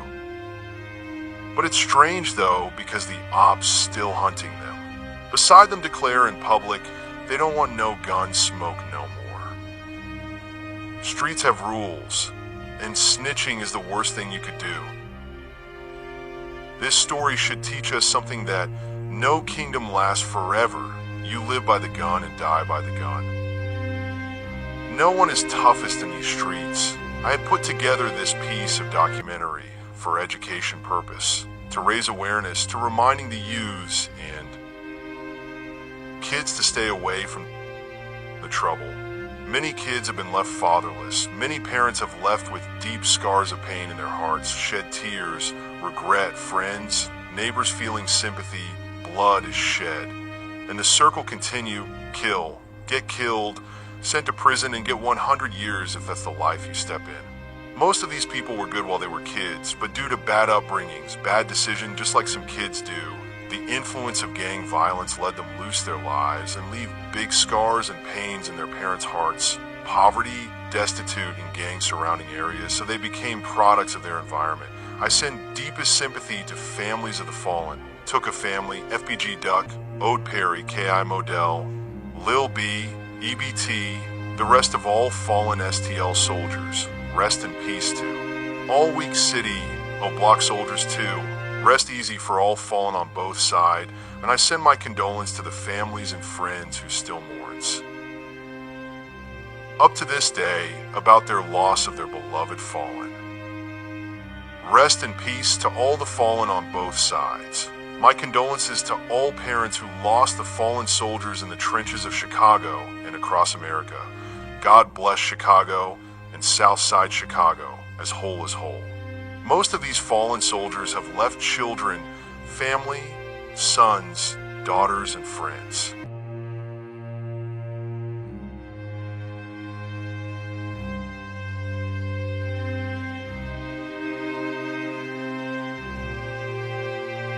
Like, I was These EBT ass niggas right here, man. Fuck them. Yeah. Squad shit, bitch. I'm from STL, but I be posted on EBT, bitch. Hey, the real is back there. You already know free C-ball. Squad. Free.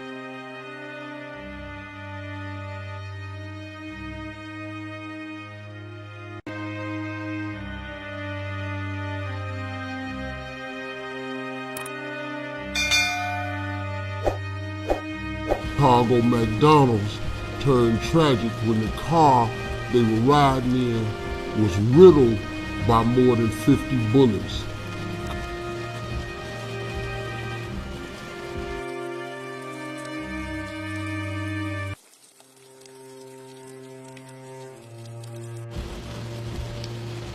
And just to hear those voices of granddaddy, you know, and for me to know that that wasn't going to be no more.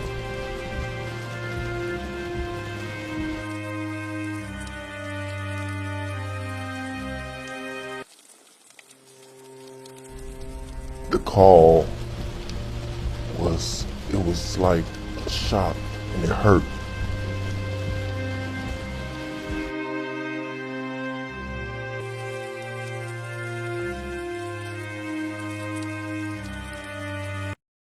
Brothers just agree to everything that you guys agree to. I'm gonna be live.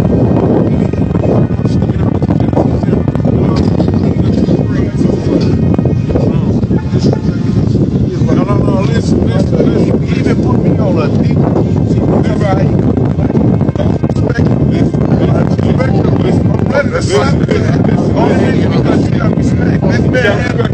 But he got me on DJ. Y'all gotta move on. He can't do this.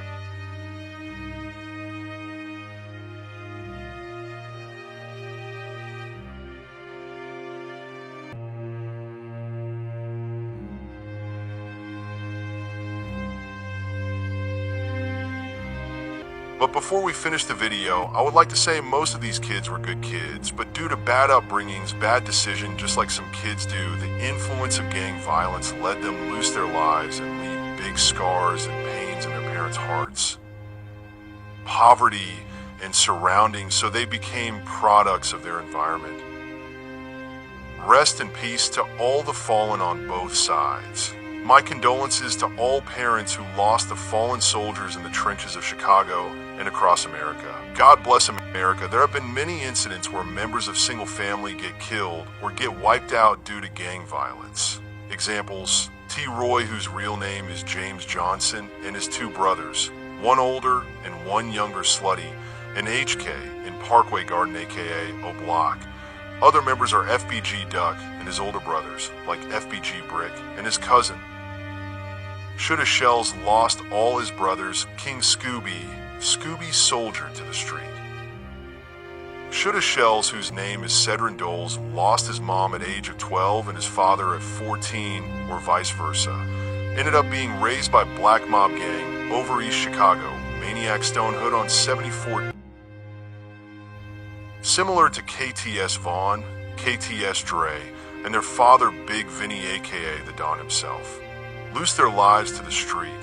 Father and his two children lost their lives on a gruesome way. It seems like there is no winner in the street. Lil Durk decided to become Muslim now. Rapper Richway Tilla preaching peace on West Side Chicago too, after losing his beloved daughter Pink Adam to McDonald drive-by. FYBJ main preach peace now too. But it's strange though, because the ops still hunting them. Beside them declare in public, they don't want no gun smoke no more. Streets have rules, and snitching is the worst thing you could do. This story should teach us something, that no kingdom lasts forever. You live by the gun and die by the gun. No one is toughest in these streets. I had put together this piece of documentary for education purpose, to raise awareness, to reminding the youths and kids to stay away from the trouble. Many kids have been left fatherless. Many parents have left with deep scars of pain in their hearts, shed tears, regret, friends, neighbors feeling sympathy, blood is shed. And the circle continue, kill, get killed, sent to prison, and get 100 years if that's the life you step in. Most of these people were good while they were kids, but due to bad upbringings, bad decisions, just like some kids do, the influence of gang violence led them lose their lives and leave big scars and pains in their parents' hearts. Poverty, destitute, and gang surrounding areas, so they became products of their environment. I send deepest sympathy to families of the fallen, Tuka family, FBG Duck, Ode Perry, KI Modell, Lil B, EBT, the rest of all fallen STL soldiers. Rest in peace to all Weak City, Oblock soldiers too. Rest easy for all fallen on both sides, and I send my condolence to the families and friends who still mourns. Up to this day, about their loss of their beloved fallen. Rest in peace to all the fallen on both sides. My condolences to all parents who lost the fallen soldiers in the trenches of Chicago and across America. God bless Chicago and Southside Chicago, as whole as whole. Most of these fallen soldiers have left children, family, sons, daughters, and friends.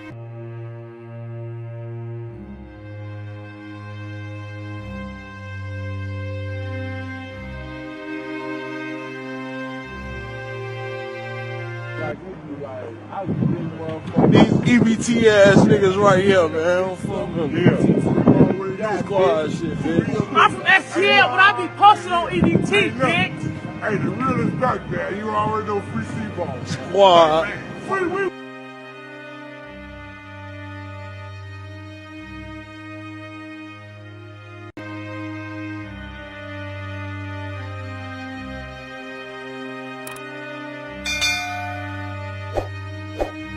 Chicago McDonald's turned tragic when the car they were riding in was riddled by more than 50 bullets.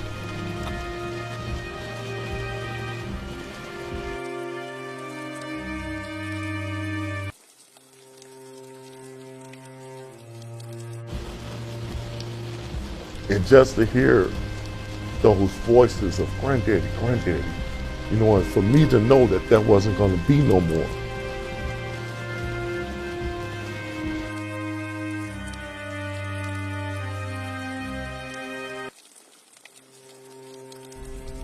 The call was like a shock, and it hurt.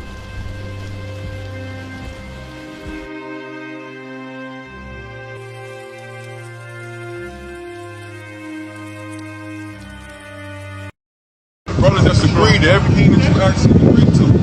I'm gonna be live.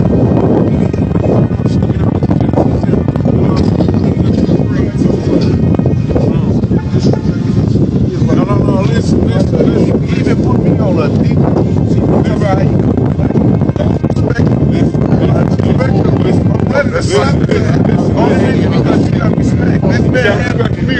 He got me on DJ. I gotta move on. He can't do this.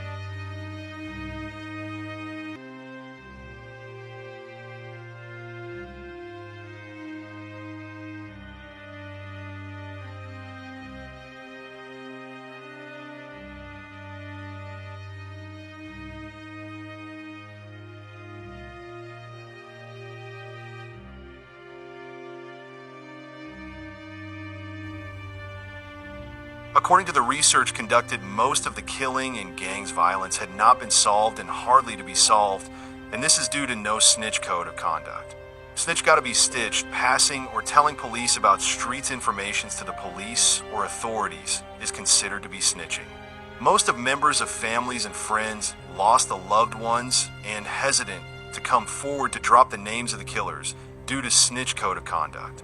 If you inform the police means you're a snitch, and they will find a means to get to you. And if they cannot get to you, they will go for your very close loved ones or member of your family intentionally just to hurt you. Sometimes I can understand what most of these youngsters going through. Imagine go to school to enemy gang territories, growing up and became the products of the environments. Kids who grow up in gang-dominated neighborhoods join gang or die or get pushed around by members. Or get messed with by enemies of your neighborhood gangs. Regardless, just because you live where you live. Most don't choose this life, so again, hard to judge the young men for doing what they must to survive. Sometimes it really is kill or be killed, and honestly, it reminds me more of war actual combat.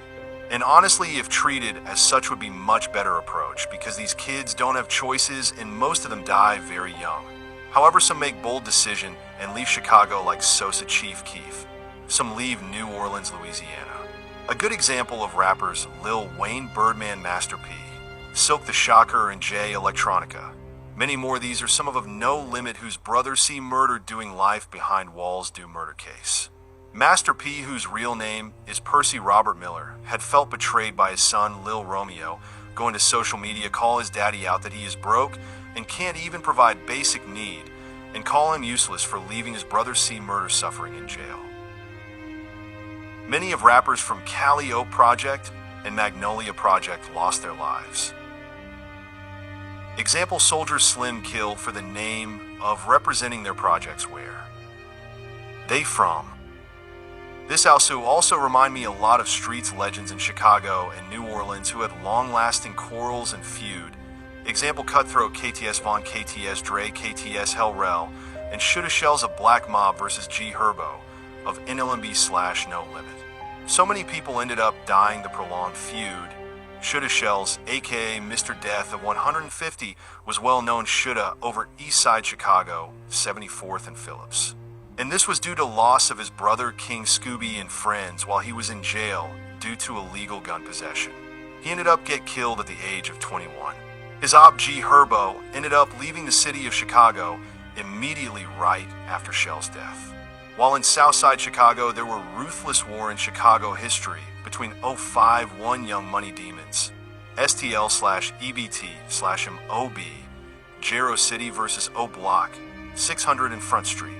Some gang members try to leave, ended up return to Chicago because there is where they grew up in, where majority of their family member reside. This series of documentary film research, like I stated, to raise awareness, to save lives, and not to promote violence. It's all for the educative purpose, so the societies can understand the danger of violence. Most of these victims, steppers, mostly are young, handsome, powerful, intelligent, and young.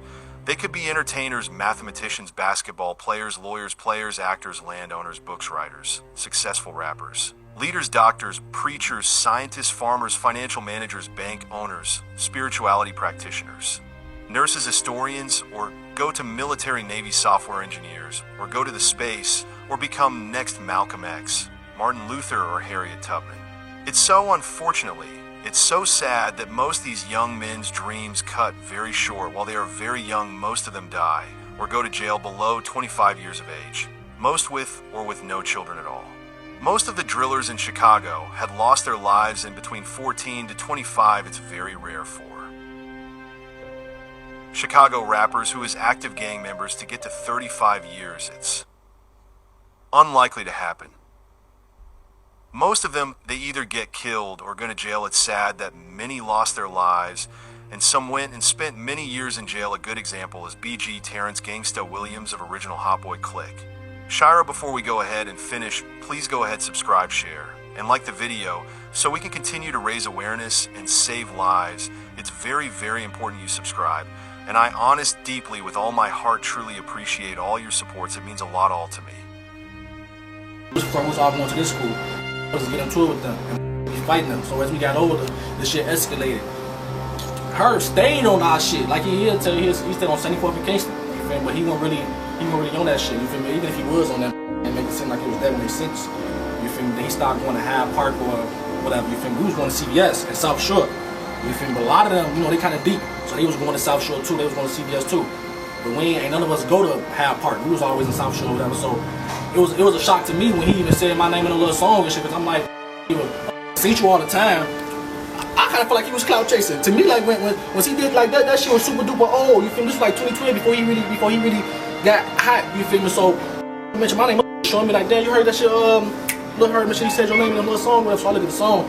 You know, he said the little black mob, you know, shoot it, we name change and shit, so I took it though. I keep a little shooter with me, not the minute still got a little shooter in me. Yeah, where I go, if you want to go on the North Block, or the river with me, on me, 18. Reach out with the text, like respect me, I'm live out in the streets, chatting in his neck, nigga test me, never had bulletproof vests. Ball like on Kobe. from Chicago. Why Kobe and not Jordan? Why Kobe? Yeah. Ball like I'm Kobe is special to me because I named it after my homie Jacoby who got killed. So tell Lil Rocco me and face on you gon' see him. You niggas fool you. We don't honor what you said, nigga. Cause you ain't ballin' like you Kobe till you dead, nigga. With these two pistols, I ain't shooting at your legs, nigga. 2 new extensions, I'm on the mission. The Smith and forget the witness. Ask Kobe who went crazy with them blocks, nigga. Play that bus stop and you gon' get shot, nigga.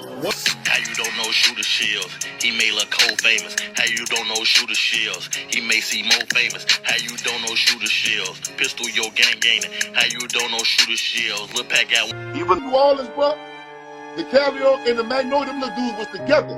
It was the Fly guy, the Mel too, they all was together. Yeah. So when they fell out, I couldn't jump in no nigga business for number one. And for number two, it hurt in my heart. When I was hearing this one was getting killed, and I was getting killed because I knew all them little dudes, bro.